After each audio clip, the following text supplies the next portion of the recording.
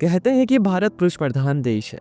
हालांकि ये वाक्य आज के समय कई विरोधों से भरा है और इस पर एक अच्छी खासी डिबेट हो सकती है। इसी पुरुष प्रधान देश का एक राज्य उत्तराखंड, जहां का इकोनॉमिकल डेवलपमेंट खासकर कृषि और पशुपालन में 90% योगदान महिलाओं का है। इसी देवभूमि उत्तराखंड में रानी कर्णावती भी हुई और तीलू रोतेली जैसी वीरांगना भी। यहाँ के पंचायती राज में महिलाओं का योगदान 50% से भी अधिक है।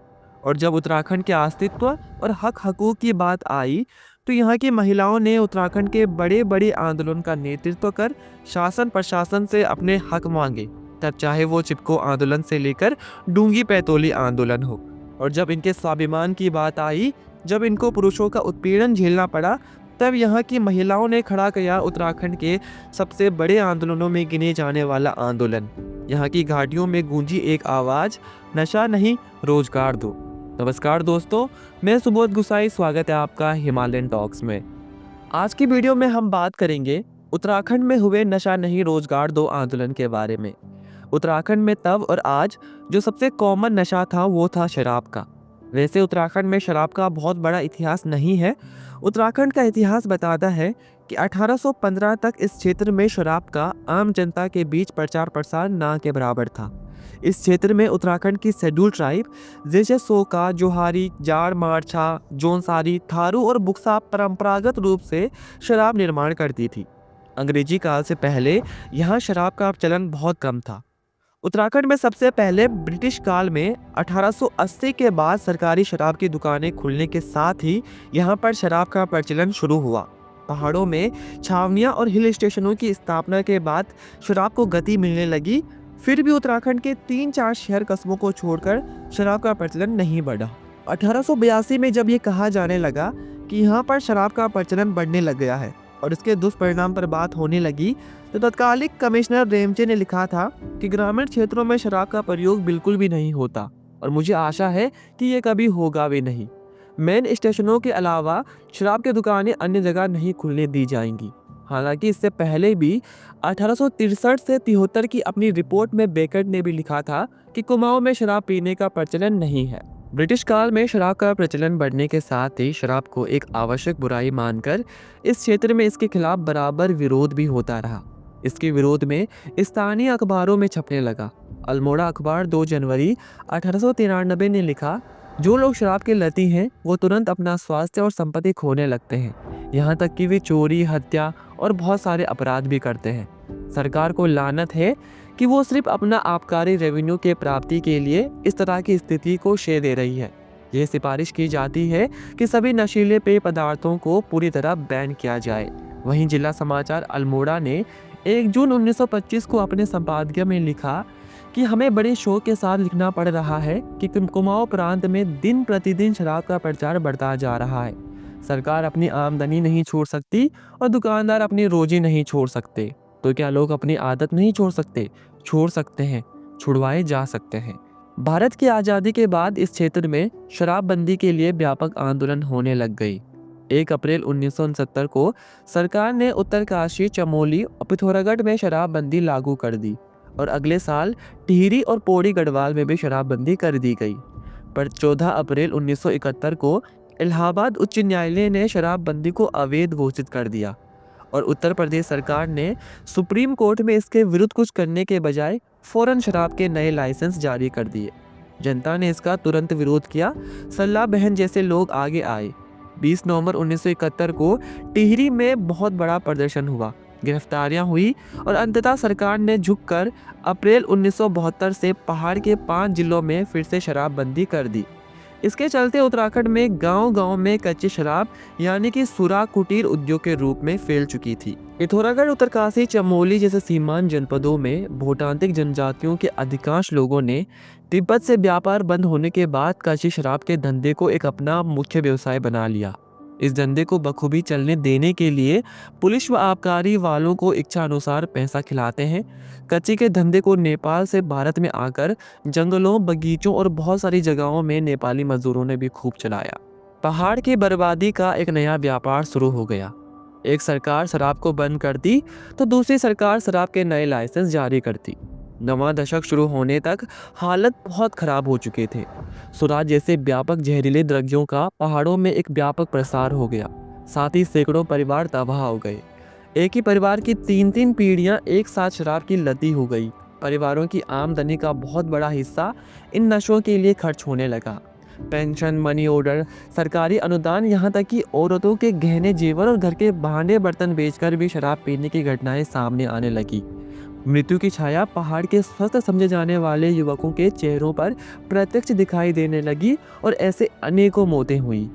शादियों में और पर्व त्योहारों में शराब पीकर धुत होना एक सामान्य सी घटना बन गई। इसके साथ मारपीट और औरतों के साथ बदतमीजी करना भी शुरू होता चला गया। पहाड़ की सामाजिक जिंदगी से औरतों का आतंकित होकर कटना शुरू हो गया। ड्राइवरों का नशे में धुत होकर कई मोटर दुर्घटनाओं से होना भी एक आक्रोश जग गया। ऐसी स्थितियों में छुटपुट विरोध होते गए। स्वाभाविक सी बात थी कि उत्तरकाशी की महिलाओं ने उच्च न्यायालय में जहरीले पदार्थों के ऊपर याचिका दर्ज कर दी। इसके बाद अल्मोड़ा में आयोजित चंद्र सिंह गढ़वाली स्मृति समारोह में उत्तराखंड संघर्ष वाहिनी ने जंगलों और खनन के साथ शराब की समस्याओं का सवाल उठाने का भी फैसला किया। इस मुद्दे को लेकर जन आंदोलन शीघ्र नहीं हो सका, हालांकि जनता इस बुराई को आजमा चुकी थी। सितंबर 1983 में अल्मोड़ा की शराब लाबी द्वारा एक युवक की हत्या किए जाने पर कस्बे की जनता में हलचल उत्पन्न हुई और आंदोलन की बात कुछ आगे बढ़ी। जनवरी 1984 में जागर की सांस्कृतिक टोली ने भवाली से लेकर श्रीनगर तक पदयात्रा की और शराब का षड्यंत्र जनता को समझाया। 1 फरवरी 1984 को चौकुटिया में जनता ने आबकारी निरीक्षक को अपनी जीप में शराब ले जाते पकड़ा और इसके खिलाफ जनता का शराब के पीछे इतने दिनों का गुस्सा एक साथ फूट पड़ा। एक आंदोलन की शुरुआत हुई। 2 फरवरी 1984 को ग्राम सभा बसभीड़ा से उत्तराखंड संघर्ष वाहिनी ने एक जनसभा में इस आंदोलन की प्रत्यक्ष घोषणा कर दी। फरवरी के अंत में चौकुटिया में हुए प्रदर्शनों में 5 से 20 हजार जनता ने हिस्सेदारी ली। इसके बाद आंदोलन बहुत तेजी से फैला। मासी भिकियासेन चौकुटिया द्वाराहाट होते हुए ये आंदोलन अल्मोड़ा जिले की सीमा भी पार कर गया। जगह जगह जनता ने शराब के अड्डों पर छापा मारा। सड़कों पुलों पर जगह जगह गाड़ी रोककर करोड़ों रुपए की शराब पकड़वाई। इस जहरीले व्यापार में लिप्त लोगों का मुंह काला कर दिया गया। नुक्कड़ नाटक और सभाएं होती रहीं। पहाड़ के एक बहुत बड़े हिस्से में जनता में उत्साह और शराब के व्यापारियों में आतंक छा गया। शराब की खपत में गिरावट आई। महिलाओं ने निडर होकर घर से बाहर निकलना शुरू कर दिया। सन 84 की होली बहुत सालों बाद इन गांवों में महिलाओं और पुरुषों ने एक साथ मनाई। पहाड़ के ताज़ा इतिहास में शायद पहली बार किसी आंदोलन में महिलाओं को इतना समर्थन मिला, क्योंकि सुरा शराब से सबसे ज़्यादा महिलाएं ही प्रभावित हो रही थी। उत्तराखंड संघर्ष वाहिनी का मानना था कि यह सुधारवादी आंदोलन नहीं है, बल्कि ये जन चेतना को विकसित करने का और अपने हकों की लड़ाई का आंदोलन है। अल्मोड़ा में शराब की नीलामी की घोषणा होती रही और आंदोलन के कारण सरकार को बार बार नीलामी टालनी पड़ी, पर सरकार ने टेंडरों के द्वारा नीलामी करवाई। शराब के ठेके शुरू हो गए। लोग भट्टियों के आगे धरने देने लग गए। अब आंदोलनकारियों के लिए पुलिस द्वारा समर्थित गुंडे आने लग गए। इन सब के चलते आंदोलन दिन प्रतिदिन बढ़ता गया। आंदोलनकारियों ने भट्टियां बंद करवाई। आंदोलन को छात्र छात्राओं और अध्यापकों का समर्थन प्राप्त हुआ। इसी बीच अलग अलग कारणों की आड़ में शराब माफिया, गुंडों और कुछ नेताओं ने इस आंदोलन का विरोध करना शुरू कर दिया। समय बीतता गया। उत्तराखंड संघर्ष वाहिनी का आंदोलन अभी भी चल रहा है। संघर्ष वाहिनी इस आंदोलन को सिर्फ शराब के खिलाफ लड़ाई बनाकर नहीं रखना चाहती। शराब नहीं, रोजगार दो, कमाने वाला खाएगा, लूटने वाला जाएगा, फौज, पुलिस, संसद, सरकार, इनका पेशा अत्याचार जैसे नारे यही बतलाते हैं। और दूसरी ओर जनता पूरे उत्साह के साथ इस आंदोलन में शिरकत कर रही। हजारों हजार जनता फिलहाल शराब के अभिशाप से मुक्त होने से ज़्यादा कुछ नहीं चाहती। उसे राजनीतिक दृष्टि से इससे अधिक सचेत होने में भी अभी वक्त लगेगा। इस कारण कभी कभी एक संवेदनहीनता की स्थिति पैदा हो जाती है, जिससे आंदोलन में ठहराव सा दिखाई देने लगता है। 1984 का वो आंदोलन केवल शराबबंदी का सवाल नहीं था। वो युवाओं की पुकार थी, हमें नशा नहीं, रोजगार चाहिए। वो माँओं की आंखों का आंसू था जो अपने बेटों को शराब की लत में खोते देख रही थी। वो पहाड़ की उस मिट्टी की आवाज़ थी जो कह रही थी, मुझे बर्बाद मत करो, मुझे बस जीने का मौका दो। उस आंदोलन ने सरकार को झकझोर दिया, समाज को सोचने पर मजबूर किया और आने वाली पीढ़ियों को संदेश दिया कि बदलाव कभी खुद नहीं आता, उसे लाना पड़ता है, संघर्ष से, एकता से और अपने हक की आवाज़ उठाकर। आज जब हम 1984 की उस गूंज को याद करते हैं तो सवाल फिर वही खड़ा होता है, क्या हमने उस आंदोलन की आत्मा को जिंदा रखा है? क्या आज का युवा नशे से लड़ने और रोजगार की लड़ाई आगे बढ़ाने को तैयार है?